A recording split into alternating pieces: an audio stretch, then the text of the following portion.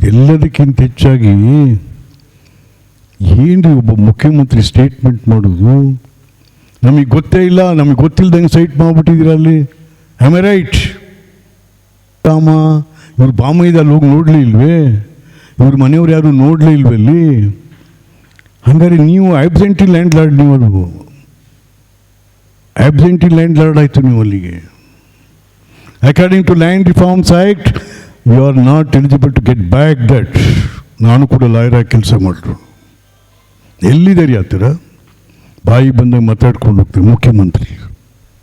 No ಅಲ್ಲ, ಇದೆ ಅದು ಆ್ಯಕ್ಟ್ಗಳಿದ್ದಾವೆ, ಮಾಡಬಾರ್ದು ಅಂತಲೇ ಇದೆ.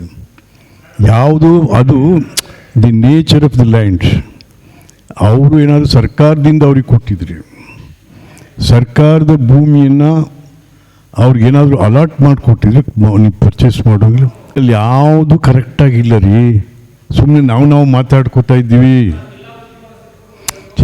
ಜಿಲ್ಲಾ ಉಸ್ತುವಾರಿ ಸಚಿವರು ಪಾಪ ಅವರು ಏನು ಮಾಡ್ತೀರಿ, ಸಿದ್ದರಾಮಯ್ಯನ ಬೆಂತಟ್ಟಬೇಕು ಅವರು. ಇವೆಲ್ಲ ಉಗೆ ಮಾತ್ಮೇಲೆ ಹೇಳಬೇಕು. ಇವೆಲ್ಲ ಇನ್ನು ಸಣ್ಣ ಪುಟ್ಟವಲ್ಲ ಇವೆಲ್ಲ.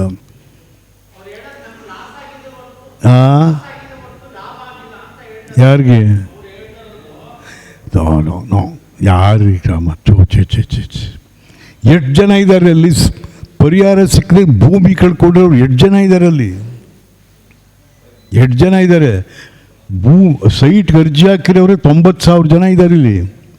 ಅರೆ ಇವ್ರಿಗೆ ಯಾರಿಗೂ ಕೊಟ್ಟಿಲ್ಲ, ಹೆಂಗೆ ಕೊಟ್ಟರೆ? ಮತ್ತು ಯಾವ್ಯಾವ ಥರ ಕೊಡ್ತಾ ಇದ್ದೀರಿ ನೀವು?